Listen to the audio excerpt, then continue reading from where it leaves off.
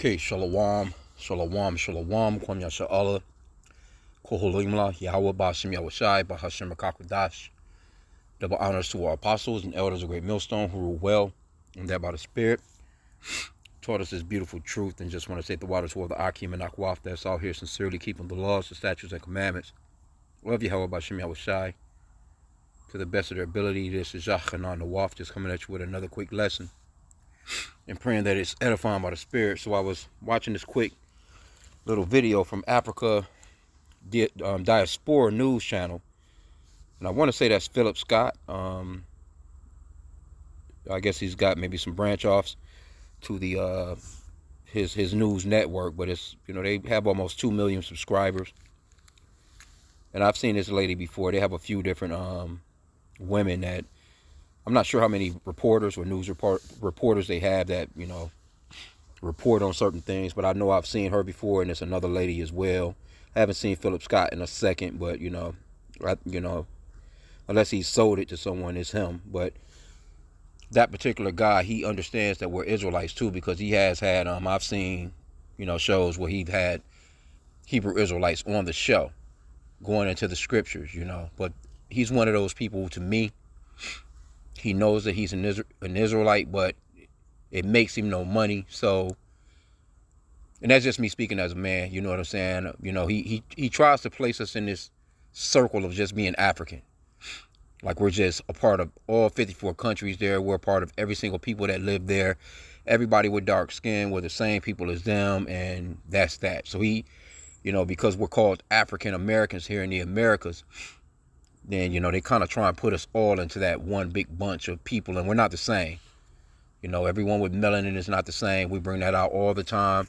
It's a really basic concept, but it's also a dark saying as well, because our people are destroyed for a lack of knowledge. They really do believe that they're African and American, that they are continents, you know, two continents that's named after so-called white men. Or they actually believe that they're black, like the color out of a crayon box, but you can't fly to, there's no country in Africa named black. A lot of so-called African Americans don't even know that there's 54 countries in Africa. That's a huge continent. It's countries in Africa that's just, you know, just as big as America. Most of them are almost the same size in a sense, you know, as America. But they make you think of Africa as a, you know, it's a continent. And the average person, if you ask a so-called average so-called black person, they really think that Africa is really just a country. They have no idea that there's 54 countries in that place. So this particular segment that this lady done is called Invitation to Black Americans. It says, letter from the Empress of Ethiopia uncovered, inviting black Americans to come back home. Right? But Ethiopia is not our home. Our original homeland is Jerusalem. Our original homeland is Israel. We're not Ethiopians. Everyone with melanin is not the same people. We have to always stress that. Now, do some of our people live in Ethiopia? Of course. There are Israelites in Ethiopia. There's Israelites scattered everywhere. So I wanted to just play this little short video, get some of the context of it, and just pick out and point out some of the, you know, the little sneaky shit that was being said in here. Right? To me, you know, because we analyze things. We like to pick up on the things that's being said, right? And this was stuff, as you can see, they got Marcus Garvey there, you know. They kind of was, you know, just this old, that fist in the air black African shit. We're not Africans, man. You have to really flush that out of your system to go along with white Jesus. You know, that idol. See, these nations, they have done a real number on keeping us from knowing who we are. And you can get those nations of the enemies in Psalms chapter 83. The Lord has enemies. These nations are enemies to us. All these nations. Even the Ethiopians. They've had their part in our demise as well. And when the Ethiopians come here to America, you think they associate? They don't associate with us, man. You crazy? Last thing they want to be called as and they look different. You know, they're actually called Ethiopians when they come here. They're not called African. They don't say African Ethiopian or Ethiopian American, or they just, you know, they don't do that, man. So let's play the video. This is for educational purposes only. Not getting any monetary value off of it or anything, but as you can see, it's got a little over 125,000 views. It was a few days ago. like 4 days ago.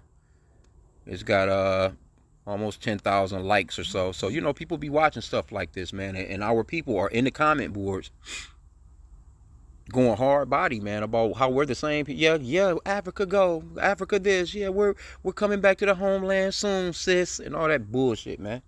But we are not Africans, man. I can just see from the comments that we have to touch on subjects like this, you know. Anyway, let's play the video. I'm not getting any monetary value off of it at all. Copyright disclaimer. So Salakia. So let's just play it. White, Black Americans, and African descendants all over the world to come back to their ancestral homeland. As an Ethiopian myself, it makes me really sad to talk about this because I never learned it in school. No one talks about this, and this history is hidden from us. We understand why this huge history, relevant history, is hidden from us because the enemy benefits from us dividing. Watch this clip. We'll come back and discuss. So let me pause right there. When she says enemy, she's overall talking about Esau, Edom, the so-called white race. Now, mind you, they don't like no darker skinned people. They are envious of anyone with melanin, because why? They were stripped of their melanin. They don't have any melanin. That's the reason why they're constantly out in the sun trying to get a damn tan. They understand that something is wrong with them for not having that color like that. And that goes back to another lesson, but that goes back to Cain, with the mark that was placed on Cain. Him being stripped of his melanin and then coming back into the earth reincarnated as Esau, the so-called white man that you see today, because they're the only people on the planet with no melanin. So when she says enemy, that's who she's talking about. And like I said again, they don't like anyone with color, but we're not all the same people that have melanin. It's just not what it is, man. You know, that's silly to even think. You know, so let's play some more. Most people don't know that Ethiopia, aka Abyssinia, was the first African. And again, generally the people that push this type of stuff the most is the so-called black woman. It's African shit. I mean, don't get me wrong. You got these dudes, these African bambata ass niggas. You know, these wannabe Egyptians, these black conscious niggas. You know, they want so badly to have a connection with that continent, and they can't tell you which one of those countries they come from. You know, and it's generally, like I said, it's generally a so-called black woman with the damn earring through the nose. You know, some big ass hoops or something with one of them hairdos. You know. And they're the ones that really fall for stuff like this, man. But anyway, let's play it. Country to call African Americans back to their homeland. Empress Zatu was the first queen of kings of Ethiopia from 1916 to the 1930s. Zatu wrote a letter also known as the Call to Africa. This letter was an open invitation to African Americans and other African descents to return to Ethiopia, their ancestry homeland. This letter offered land grants and Ethiopian citizenship to those who returned. Zatu also stressed the importance of preserving African culture and heritage. This letter resonated with Marcus Garvey. He was a prominent Jamaican African leader who saw Ethiopia as a symbol of African pride and independence. And this was the start of Garvey's Universal Negro Improvement Association, which actively promoted the idea of returning to Africa. Zatu's letter helped influence the Pan-African movement. As her letter is hard to find online, I got in contact with the researcher Julia Bonanchi, who sent me an excerpt from her book that mentions. She first explained how the invitation left some traces because it was. Now check out her invitation and what this invitation actually says, right? Because you know, like I said again, we have to analyze things. So let's see why she really want you so-called African Americans to actually come back there. Shared during the UNIA convention. As is mentioned in her book, the Queen of Abyssinia assured them of cordiality, which I invited them back to the homeland, particularly those qualified to help solve our big problems and to develop our vast sources. See, that's why she wanted you Negroes back there, or she wanted you over there, because she can see how everywhere else you've been scattered, how those countries are prospering. You built America up for free. America is the greatest empire on the planet because of the Israelites, so-called blacks, Hispanics, and Native Americans. Everywhere that we've been. Or you can go to any of these European countries, you know, and the so-called blacks, Hispanics, and Native Americans built those countries up, man. To the military might that they have today. They have the best of, cultures as far as like, entertainment, foods, and clothing, just influences on music. So this lady, she understands that, okay, we innovated pretty much everything that you pretty much see on the planet. We created it. And it was done for free, through free labor. You know what I'm saying? So, of course, she would want us to come back there type of deal, or to come to her country and give them these innovative ideas that we always came up with for the other people. And that's the only reason why. You know what I'm saying? So, I just wanted to just play. Let me rewind it back just a little bit. Let's go back a few seconds.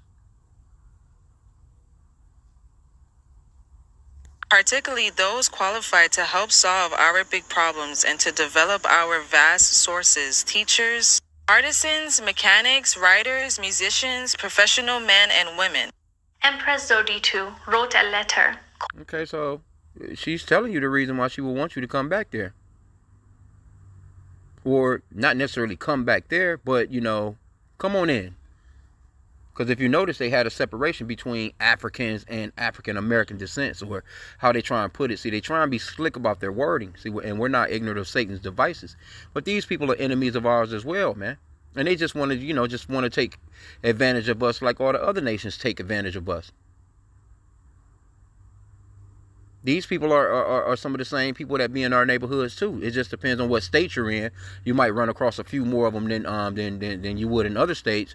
But they set up shop, man. They get money off Jake. They send their kids to school, and trust me when I tell you, they don't want nothing to do with you. They're not gonna identify as black. They're not about to attend no parties with you or come on the block or they're not. They don't want nothing to do with you.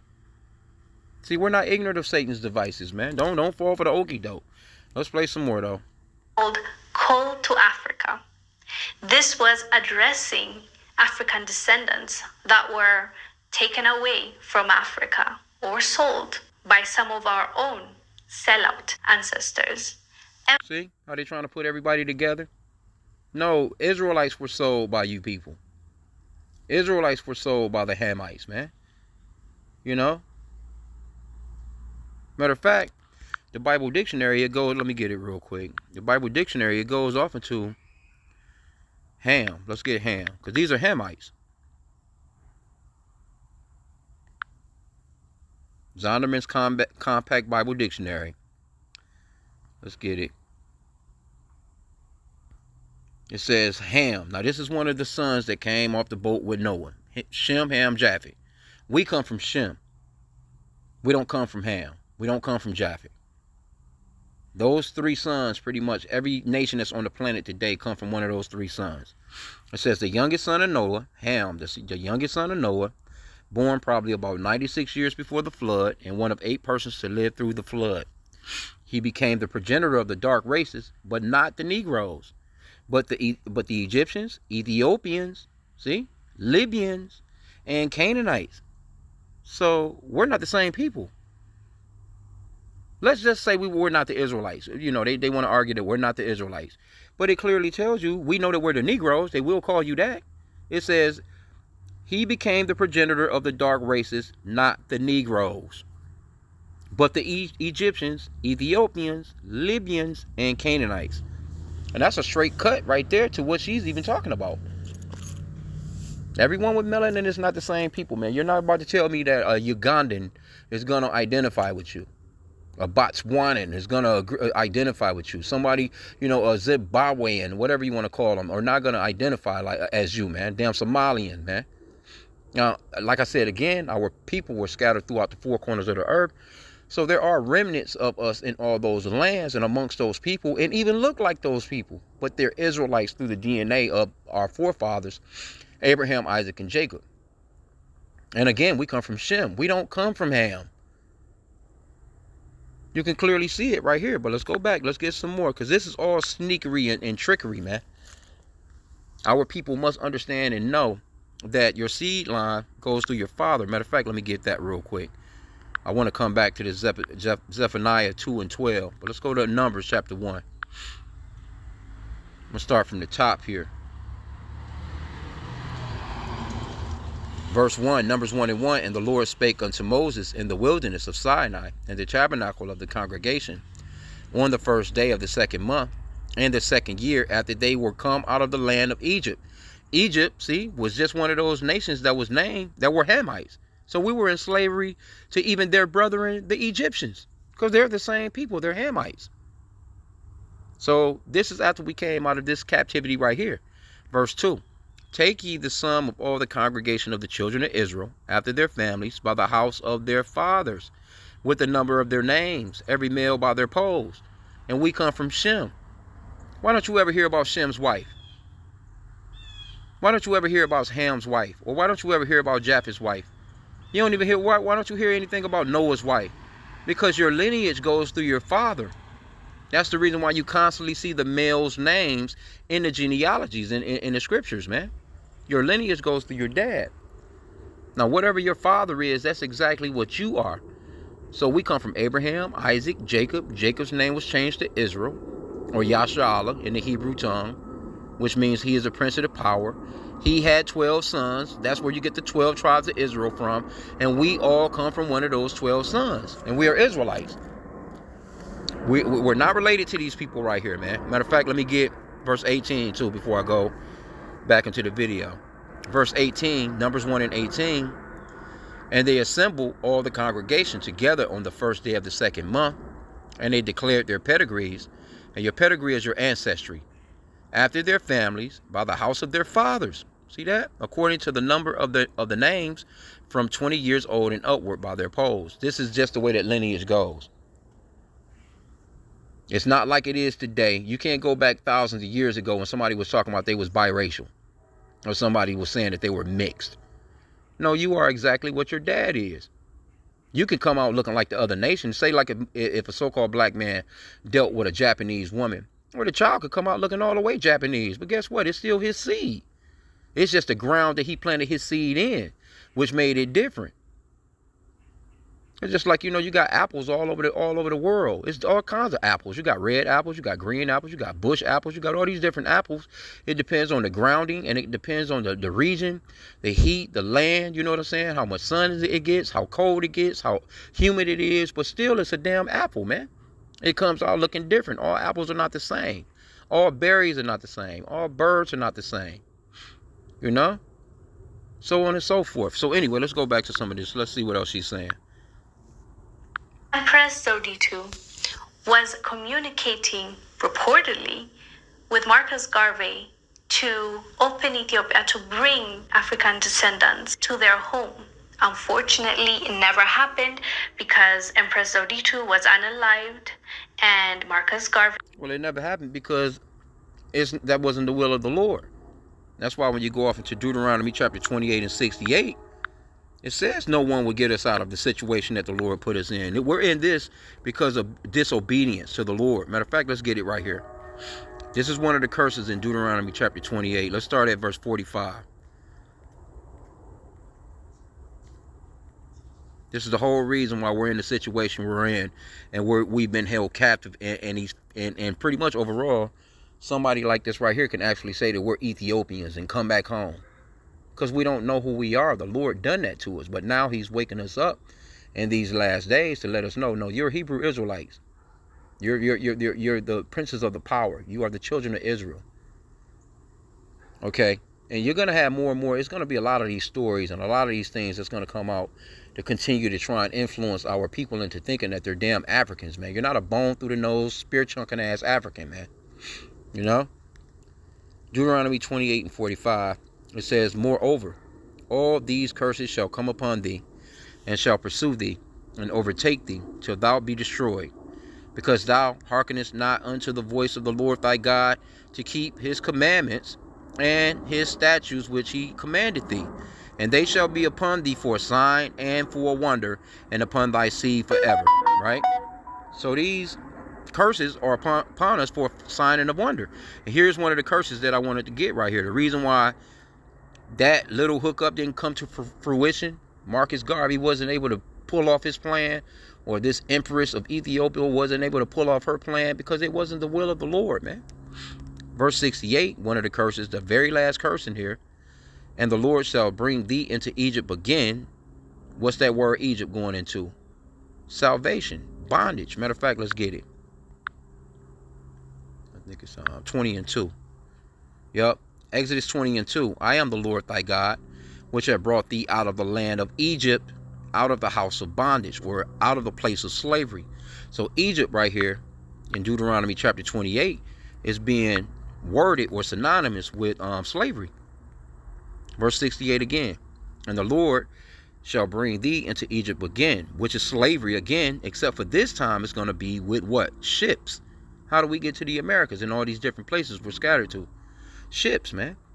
By the way whereof I spake unto thee, thou shalt see it no more again, and there ye shall be sold unto your enemies for bondmen and bondwomen, and no man shall buy you. So when you go off into this word shall buy you, or this phrase, it just means no one will redeem you, or no one will get you out of that trouble. Marcus Garvey couldn't do shit about us being in slavery. Martin Luther King couldn't do nothing about us being in these conditions. Malcolm X, so on and so forth. You name them. Name all the people. Rosa Parks. I don't give a fuck who you name. All these leaders came up. But guess what? We're still in the same situation. Because no one will redeem us but the Lord, Yahweh, H.I.M Yahushai himself, man. By sending his son, Yahushai, which the world ignorantly calls Jesus, man. No white man, no so-called blonde-haired, blue-eyed white man is coming to get you out of nothing, man. When the Lord comes, he's going to be a dark, melanated being. Revelation chapter 1 tells you that the Lord was so dark it looked as if he burned in a furnace. But what did these people do? They gave us white Jesus, just like they'll tell you you're an African, or they'll tell you you're black, or they'll tell you, you know, we didn't jump names so many times. Shit, we went from what? Negroes to niggers to blacks to colors to African Americans to Afro Americans to. So why is it that our name keep changing? How is it that I'm older than my actual nationality? African American, I'm older than that phrase. I am actually older than the phrase African American. How can I be older than my nationality? That's crazy, bro. So this is all pseudoscience and a bunch of damn tricks, and we're not, you know, that scripture talks about how we're not. Let me just go to it. Salakia. Just for the sake of the people that's watching here. 2 Corinthians 2 and 11. Lest Satan should get an advantage of us, for we are not ignorant of his devices. In the NLT it says, so that Satan will not outsmart us, for we are familiar with his evil schemes. See, we're familiar now. The Lord has shown us that you are our enemies. He's shown us that this is one of the ways that he uses to try and suppress our name and suppress our culture and suppress who we really are. He uses shit like this right here. It's nothing for, that's like I said, this guy, that's why I stopped watching this show. I remember when I first came into the truth. You know, I used to kind of watch him, you know, this Philip Scott guy, I think is his name. But, you know, once I started to see that he's trying to connect us with some damn Africans, I'm like, man, I stopped watching this show. I left him alone years ago. Anyway, though, well, let's play some more and we'll end out. Was unalived and Marcus Garvey was deported, right? So this part of history that happened in the 1920s is hidden to the point where even Pan-Africans don't know about this. You might say, why is it so important this happened in the 1920s? It's relevant because it shows what kind of unity and solidarity was there even in the 1920s. Even in the 1920s, our people were trying to come together. But it never happens because it's a risk for others. It will bring total chaos if us, black people, come together. If we help each other. If we build. Like, what is she talking about black? She's like a shade or two from being a damn Edomite. That little microphone on her dress lapel right there is black. Her hair is black. No eyebrows appear to be, you know, her eye, you know. This lady is not black. So again, with these colors as nationalities, that shit is a part of Satan's evil schemes, man. Each other. It's a threat. We just don't know it. We just don't see it. And a lot of our history has been hidden from us. Usually we hear about the divisiveness and the hate that we have for one another, and they highlight and they show us when we don't like each other. Even the algorithm pushes that toxicity that is between certain groups of people, and it pins us against each other. I believe history is there so we can learn from it. And see, they got this little, these diaspora spots, these slave spots, and they try and make it seem as if, you're just these Africans, man. You're not Africans. We're not Hamites, bro. And we can improve and we can do better. And this history for me is relevant because it shows us that there's an enemy that doesn't want us to come together. Our ancestors actually wanted to reunite, wanted to come together and work as one. But each time they tried to do that, it was shut down. Anyways, fam, let us know down below what your thoughts are. So see, and our people fall for this because our people are destroyed for a lack of knowledge. Our people fall for shit like that because it seems beautiful, right? We all have this same glowing, beautiful colored skin, right? We are the same people. No, it don't work like that, man. We're not the same people. The Lord gave us different spirits, man. This is Hosea 4 and 6. My people are destroyed for lack of knowledge, because thou hast rejected knowledge. I will also reject thee. See? That thou shalt be no priest to me. Seeing thou hast forgotten the law of thy God, I will also forget thy children. So our people are completely destroyed for a lack of knowledge. The knowledge, is, knowing the true name of the Father, Yahweh, which means he exists, or the existing one. Knowing the true name of his son, Yahushai, which means that he's the Savior or deliverer in the Paleo-Hebrew. The knowledge of these scriptures, the rules and regulations that he gave only to us as a nation to be a bright and shining star, so to speak, to the rest of the planet. See, our people want to follow in behind the damn heathen, man, and left all this glorious royalty, and to pretty much just become damn servants and peasants, man. And that scripture talks about, has Israel become a homeborn slave? Let me see.